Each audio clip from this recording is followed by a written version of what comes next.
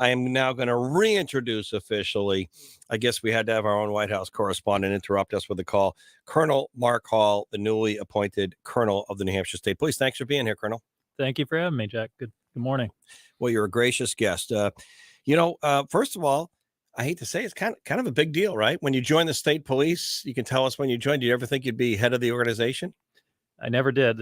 For me, this is definitely a big deal. So I'm very honored and humbled to be in this position for sure. How many years now in the state police? Just over 24. Wow. I know that may seem like a chunk of time, almost a quarter of a century, but if you go back to when you joined, you're still on the younger side, in my opinion, anyway. If you look at some of these, talking about Joe Biden and Donald Trump, you're still young, Colonel. I guess my question is, what was the beginning reason? Why did you want to do this for a living?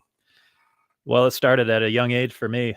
Since I was a young boy, my father was a Vermont state trooper, and so I really just knew from a young age that this is what I wanted to do. I wanted to serve, wanted to be a state trooper, and my brother as well is retired from Vermont State Police, and so I kind of followed in both of their footsteps. Well, Colonel, I know that you can tell us, update us, but fully sworn, full-time personnel, you can give us a number. We just saw how busy you folks can be just a week or so ago when what was breaking, all blank was breaking loose in Lewiston, Maine. And we had, I think it was one of your folks, is it Lieutenant Muzzy? But one of your folks who was on talking about that morning, sending the New Hampshire SWAT team up to Maine to coordinate. Governor Sununu was on coordinate, talking about how you were working with Maine authorities. So we know things can get very busy quickly, but how many folks now in the state police? And I want to talk about recruitment when you kind of give us an update on the ranks, if you will.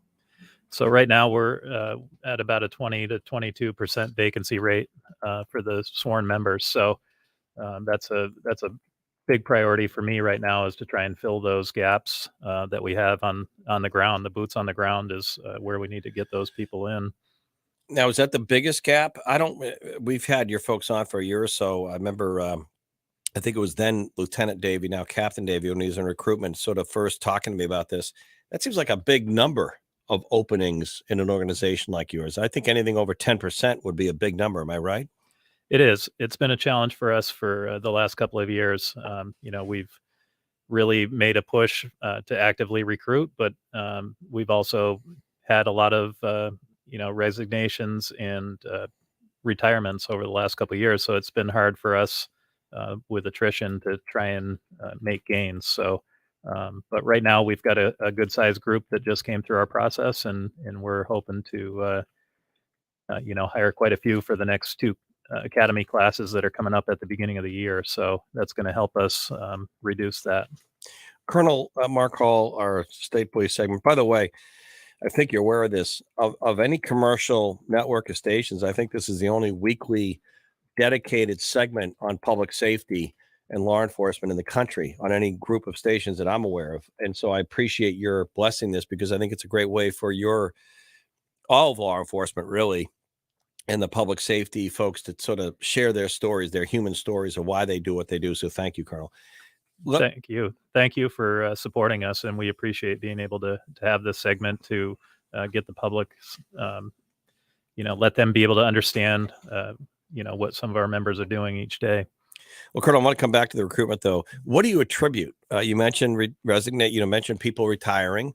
A lot of folks may start this career younger, although I think that may be changing. I think that you might have a lot of great candidates now in their 30s and 40s looking at this for the first time, whereas it used to be probably at the early 20s. But I guess my question is, what are some of the factors that you put into why you think recruitment's down? Is it just the salary level? Is it sort of the not a positive law enforcement attitude nationally, more than regionally? I think people here understand public safety pretty well. I think that's why so many people have moved here from larger metropolitan areas. That's my opinion.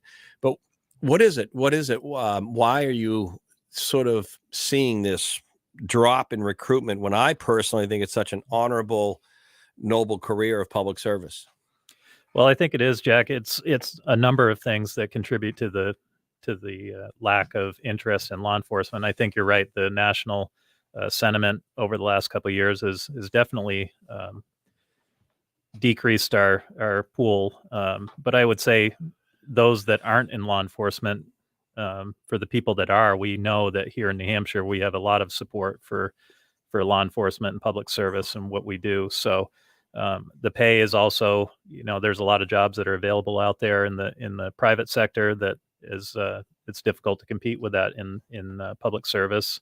And certainly there's always the retirement aspect as well that new people looking at the retirement, that can be a challenge for them as well. So there's a lot of different factors that go towards why we don't see as many people. But I will say, we're still hiring relatively the same amount of numbers each year, for the state police at least. And I can assure people that those people that we're hiring continue to be extremely qualified and just quality people. So that's a positive note on recruitment efforts. Yeah, I've talked to some of the military recruiters who echo, whether it's Army, Navy, Air Force, Marines, that the numbers may be down, but the quality level of the ones they get is pretty high. And I've certainly seen that in New Hampshire State Police. Some of the younger troopers I've met, uh, no offense to past years or decades, but they just seem to be very professional, very well trained, very serious. And today, being a state trooper or any law enforcement, thank to all, by the way, the deputies out there, sheriff deputies, local police, part time, full time, EMTs, firefighters. Thank you all very much for what you do, by the way. Thank you all very, very much. I mean that. But Colonel, it seems today a trooper who's on the road or investigating, responding, you got to be a lot of different things to a lot of different people, right? I mean, you have to have that expertise, the training, make decisions. Sometimes you have to be part counselor, priest, if you will, enforcement, understand, and all this happens in seconds. There really is a lot of responsibility that's placed on our troopers right from the time that they're released solo status, from their training.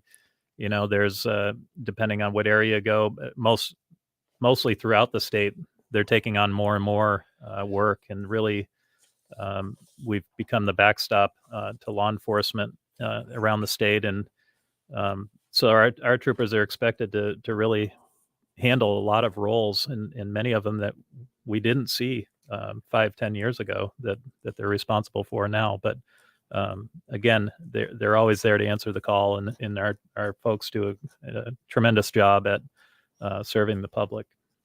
All right, we're going to take a quick break with the newly appointed Colonel of the New Hampshire State Police. We're going to ask him to stick around just for a moment, maybe just talk a little more about that recruitment message.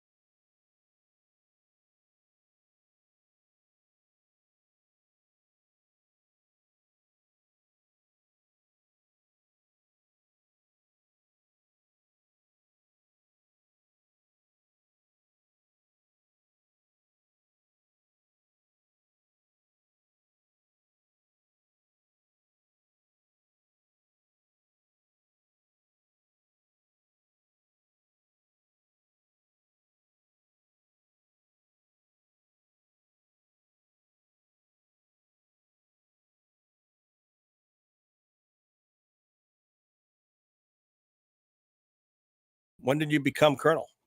September 8th of just a couple months ago. So about at the 2-month mark now. Just a quick question procedurally. I'm just curious. Our state police segment brought to you by AutoFair. How does that happen? Does the governor appoint you technically? Is it an executive council approval, or is it commissioner of public safety? How does that work? So the governor's, it goes before the governor's council for their approval, but the governor's appointed me. Yes. So it comes from the governor. Yes, sir. Interesting. How do I know if I'm someone out there? Maybe I didn't serve in the military. Maybe I've never been in law enforcement. May never done first response type work. I'm not really happy what I'm doing in life. How do I know if I would be qualified or someone who might even look at becoming a New Hampshire state trooper or a member of your division? Because not everyone's out there on the road, if you will, in a cruiser. Yeah, that's a great question, Jack. I think anyone that's interested in public service and has an interest in law enforcement, we're looking for quality people with a strong character and moral compass. A lot of it we can train you, and I think there's not necessarily a need to have prior experience. We obviously have some criteria, 60 credits or 2 years of experience, either military or law enforcement. I would encourage people to learn a little bit more about the state police and what we have to offer. There's a lot of different areas, as you touched on, both from uniform patrol to detectives, major crime, a lot of special units. There's a lot of opportunity. And if people go to we have a new recruitment website, joinstatepolice.newhampshire.gov, joinstatepolice.nh.gov. And that really has all of our information on there, what the division has to offer, pay and benefits, special units. It gives everybody all the information they need. And there's no set age, right? Other than maybe the young side, you have to be a certain age, but there's no real, is there, or is there an age? Or what if someone's 48 years old? They're thinking, you know what? Tom Brady was playing football a few years ago. I might want to do this. I mean, is there an age limit? No, there's no age limit. 21 years old on the minimum, but no age limit. We have had some people come through that have, started a second career, so to speak. Why are you looking at me? You're always welcome, Jack. We've got a place for you. You know what I want to do? I want to try driving one of those, the black Chargers out there, the unmarked that you see in the medium strips that look pretty cool. No, I'm kidding. Hey, maybe up at Loudon, right at the Speedway. Let me ask you this too. What about compensation? The people do sometimes, all the times have to pay some bills, and someone might have someone else in the household and they're looking at a living side of this. I know the benefits are probably good, but what roughly a starting state trooper first year, how does it work? I think they get hired first and then they go through their training, apprenticeship, and eventually they're out there on their own, if you will. But what does it look like on the compensation roughly? Yeah, roughly, about $62,000 base salary each year. And as most people know, there's overtime opportunities that are immense right now between special details and filling gaps, filling shifts. So we do currently have the $10,000 sign-on bonus for anybody. That's still active, $10,000 if you sign on and get hired. Yes, it is. Yep. Wow. And again, benefits good. You've been in there 24 years, you said.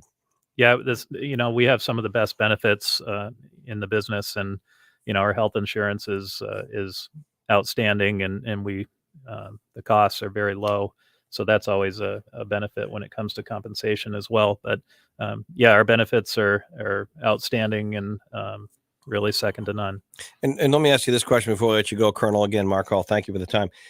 What if someone's interested in, they're not sure, I'm being hypothetical, say they live in Laconia or Alton or Portsmouth or Hampton, and they're not sure, should I talk to my local department? They might have openings, or state police. What's the mindset on a local police officer versus state police if you were sort of starting out again? What are some of the differentiators? I know that's probably the training is uniform. Like, in other words, it's still, I think, the New Hampshire State Police, police training and standards.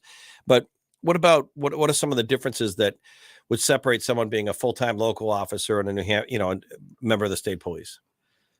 Is it the type of work? Well, I think it is. Yeah, it's a little bit different, although we train together and certainly have the utmost respect for our local partners. It's really what you're looking for, and I guess I would encourage people, if they're looking to the state police, obviously we cover the entire state, so there's the opportunity to go anywhere. And I think we have a lot of opportunities available for people if you're interested in, um, detectives or special units. There's K-9 SWAT, the car team, the aircraft unit. And there's a lot of room because it's a bigger department. There's a lot of room for growth, down the road if somebody is looking to advance and work their way up the chain. All right, Colonel Hall, I appreciate it. If someone wants to learn more, again, that website, and you say you have roughly 20% of your full staffing levels, is that roughly how many positions do you have open for full time? Right now, we've got upwards of in the 70s right now. So, Wow. yeah, we're definitely looking. We're going to be testing again on January 6th of next year, and anybody can apply up until the 1st of January. So, that website again is joinstatepolice.nh.gov, and you can get all the information there and actually connect with one of our folks down in the recruitment and training unit to talk with them further.